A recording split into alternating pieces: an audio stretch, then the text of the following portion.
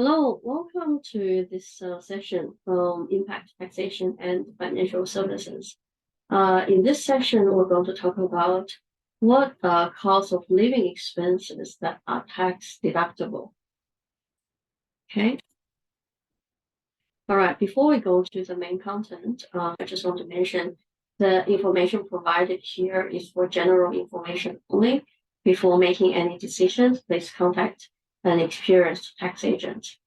So today's session is especially more important, because almost every area we're going to talk about, there are a lot of fine writings from the tax law. Okay, so unfortunately, we can't just use one sentence to cover one topic. It's impossible in today's session. So make sure if you, I guess the main idea is just so that you know that these items can be potentially tax deductible. And then you can find a good tax accountant, or you can come to us for more details and for help. Okay. All right. So let's have a look. So um, the main types of living expenses that could be tax deductible, okay, if they're meeting ATO requirements. Okay, there are food and drinks, clothes, accommodation or occupancy cost. So that's including renting housing, okay, and then transport motor vehicle expenses, living expenses covered by FPT exempt benefits from an employer. So I highlighted this one in bold, okay, because it's really important. It's look like a lot of people don't know. So 100% of the time, especially when we have a small business owner, a new client come to us, when we mention about this one, almost nobody knew. Even if they used other tax accountants before, they had no idea that they can claim something like this for themselves and for their employees. So we'll go through a little bit more details later. Okay, and then after that, of course, home office expenses, electricity, furniture, internet, electronic devices, stationery, okay, home office cleaning, etc., etc. Okay, so let's drill down more details on each category. All right, food and drinks is deductible when a few different scenarios. So if you incur overnight travel for work, so that's when you're going to a different city, you have to stay there overnight. Okay, then you can actually claim all the food and drinks. Of course, no alcohol. So generally speaking, you can't claim alcohol, because that's right away is entertainment, and then entertainment expenses, generally speaking, not deductible for tax purposes. All right, okay, and then of course in FPT is possible, even including alcohol, but we'll have a look a little bit later. Okay, and so food and drinks can also be claimed if it's covered under travel allowance. The travel allowance is another common area that a lot of people don't know, even employers and business owners. So that's when employees, including business owners, if they're running a company or family trust structure, when they themselves as employees travel to a different city overnight, based depend on the destination they're going. So each city tax office will give it a different daily rate. The main cities, state centers, country centers, they all have different thresholds. So provided if you pay a daily rate below that tax office threshold to your employees, then you don't need to gather the receipts. Okay, the employee, they don't have to gather all the receipts for accommodation or for the daily meals to claim the reimbursement. Okay, they can just take the travel allowance, okay, and then you claim the deduction in the business. Okay, of course, you definitely need a tax accountant to help you before you utilize that strategy, because it's quite complicated to navigate the tax law requirements. Okay, but now you know it's there. You can find a good accountant to help you. So travel allowance is very useful actually for an employer, business owner, employer. Okay, and then drinks and office meals at workplace for employees. So that's including company directors, yeah, because they can be treated as employees as well. So as long as they consume the drinks and the meals in the office space. Okay, let me recharge my laptop. Okay, as long as they can, they are consuming the food and drinks in office space, then they can claim a deduction for it. Okay, so so that's including takeaway. Okay, coffee, milk, tea, of course. And it can also including refreshments or say, or even some occasions, yes, say snacks. Okay, chocolate bars. If they have a small office party, they have chocolate bars, potato chips. They can claim that as well. Okay, and then also, of course, overtime meal allowance paid under industrial awards. That's another area that can get quite complicated, yeah, because it's depend on the industry, yeah, of the business, and it's also payment or allowance that's paid from an employer to an employee. Okay, so there has to be a relationship between employer and employee. Okay, and then FBT exempt entertainment expenses. So this one can include alcohol for drinks. So we'll touch more details a little bit later. Yeah. Okay. So say for example, for FBT minor benefit exemption provided infrequent, irregular, below $300 each time, then you can actually include alcohol, yeah, for the drinks for that meal entertainment. All right. Okay. So then the second part, okay, closing. Okay. Close is quite common question. Yeah, sometimes a client will come to us, ask, okay, for my job, it's compulsory. I have to wear white shirts and black pants. And because it's compulsory from my employer, can I claim them as deduction? The answer is no, unfortunately. Yeah, because tax office actually treat those clothes as conventional clothing.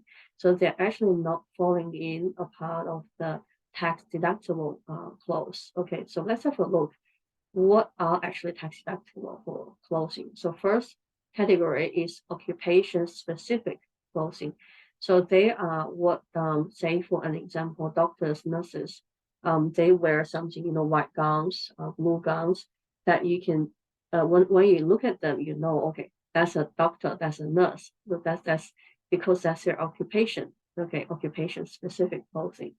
And then second category, protective clothing.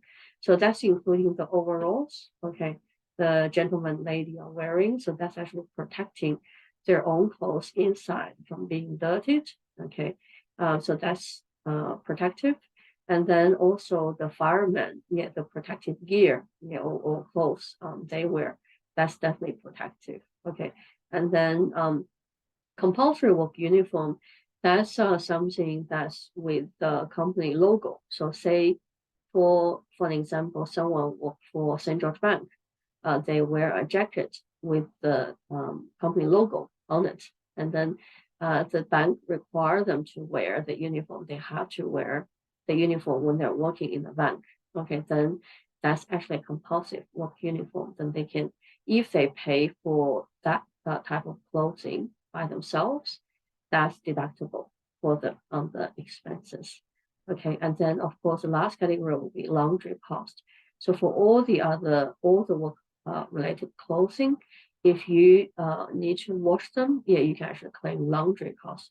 Laundry cost, if in case the total cost is below $150, you don't have to provide receipt. Okay, above $150 per year, you do need to provide receipt from the first dollar. Yeah, you need to have enough receipts to support all your expenses.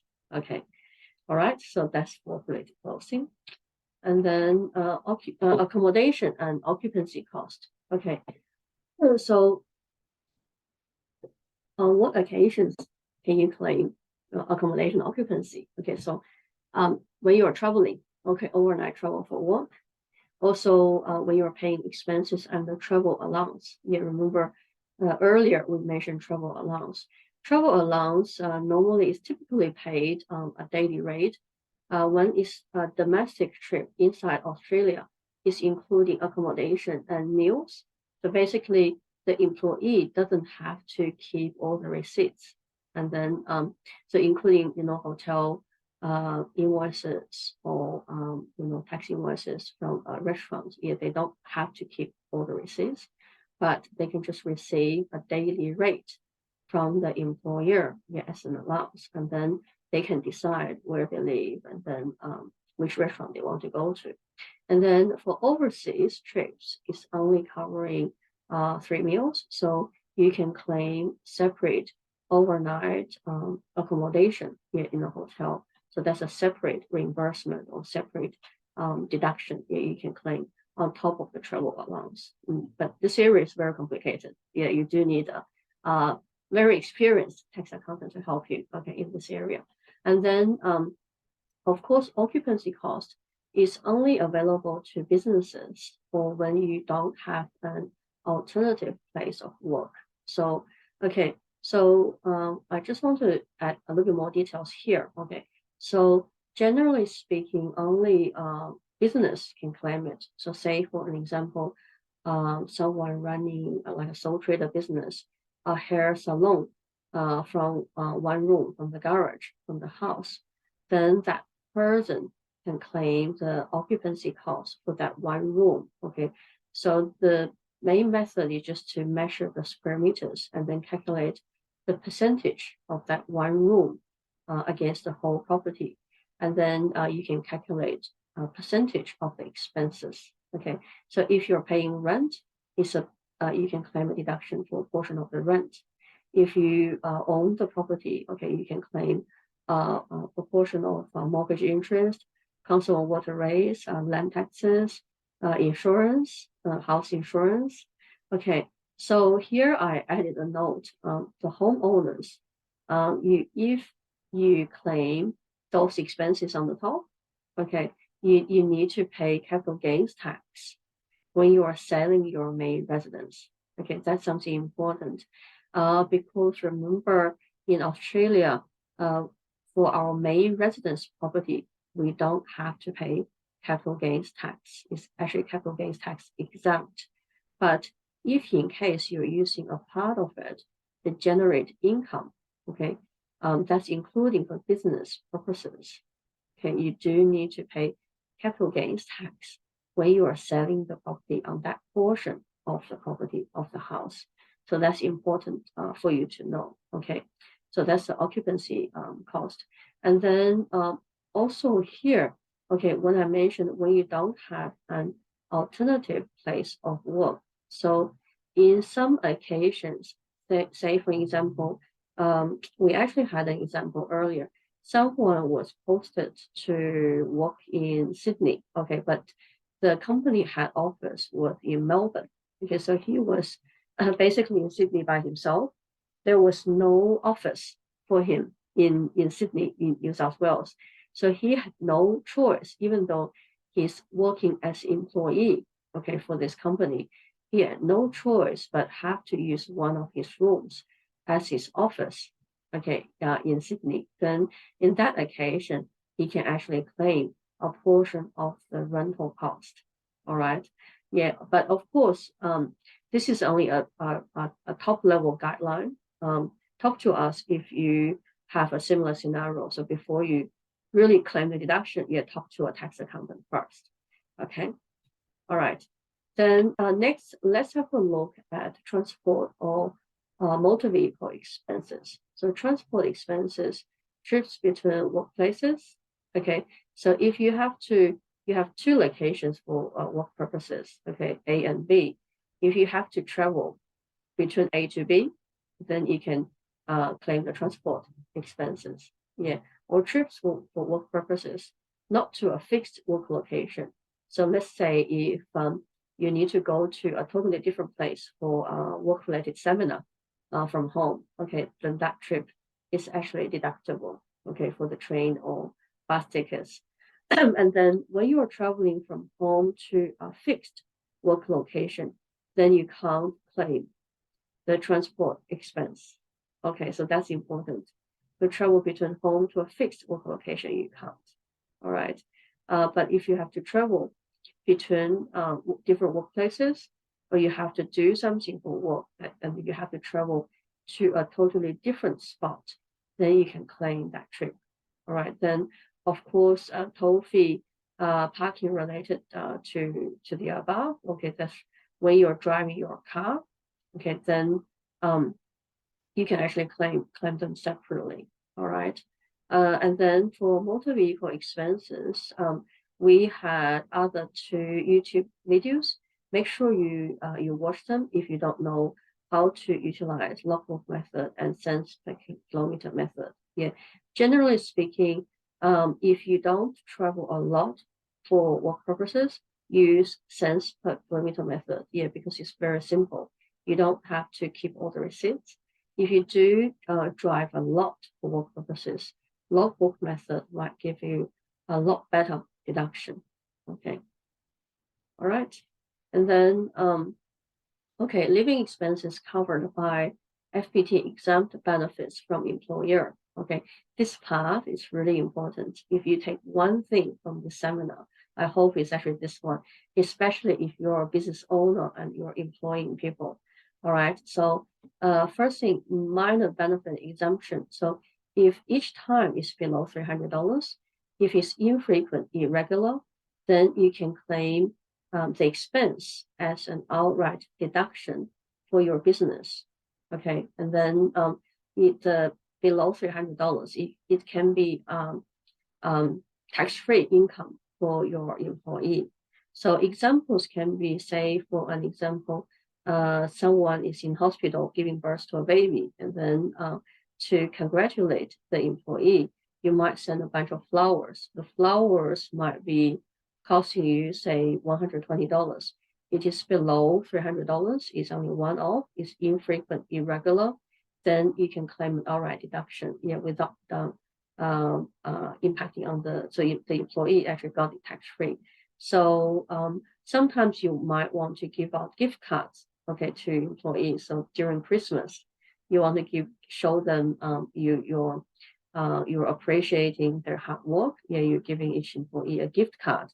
So it needs to be below 300. Here I need to mention, okay, it has to be below $300. Yeah, we had someone in the past who was making the mistake. I remember before they consulted us, so someone bought 40 gift cards for the employees, each for $300, and then they ended up having to pay FBT for everything, yeah, on 47%. So it's actually quite high. Yeah, gross it up and pay 47%. It's quite a big tax bill for the employer. So make sure, because tax law requirement is actually below or less than $300. So $299 is okay, or $300 is not good. Okay, you have to $1 difference, but you have to pay tax. Okay, that's important. Okay, then the other exempt benefits, travel in taxis and ride sourcing vehicles. Single trip, if it's a single trip, it actually begins or ends at employee's place of work, then that's actually FBT exempt as well. Okay, and then there are quite a few other. Actually there are more. Yeah, we just didn't list everything here. So for example, office meals, refreshments, they are actually exempt from FBT. So what we mentioned earlier, yeah, if you your employees consume any office meals, or you pay for their office meals or refreshments, that's actually exempt. Then work-related items or tools of trade, emergency assistance, okay, retraining and reskilling exemption, and then FPT on cars, other vehicles, parking, and tolls. So there are a lot more actually FPT exempt benefits.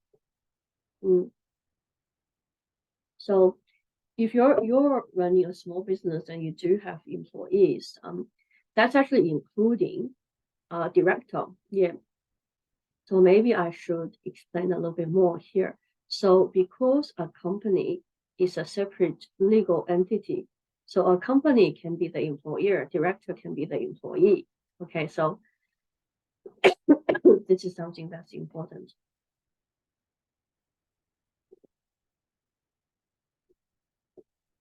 Okay, other things I want to mention here, home office expenses, mobile phone, laptop, monitor, iPad, electricity, furniture, internet, stationery, home office cleaning, and other related expenses. So I think I'm talking too much today. Sorry about that. Okay, so those ones can be deductible as well, but again, there are complicated tax law requirements. Also, this current tax year, there are a lot of tax law changes around home office expenses. We're going to do recording, a separate recording a little bit later. Once we have it, if you already subscribe our YouTube, you'll receive it right away, and then we'll also send out newsletters to our clients so that you'll be the first ones to know. All right.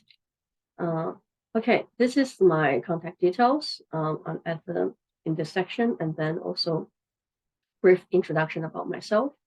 So after this session, if you have any questions, let us know. And again, almost every single area we talked about in this session, they can get really complicated. Especially around the areas, the home office expenses or the travel allowance or FBT. So strongly recommended. If you want to maximize your deductions, also to be in compliance with tax law requirement, make sure you talk to us or talk to a very good, experienced tax accountant, who does have experience in those areas. All right, thank you. So that's everything for today's session. We'll talk to you next time. Thank you.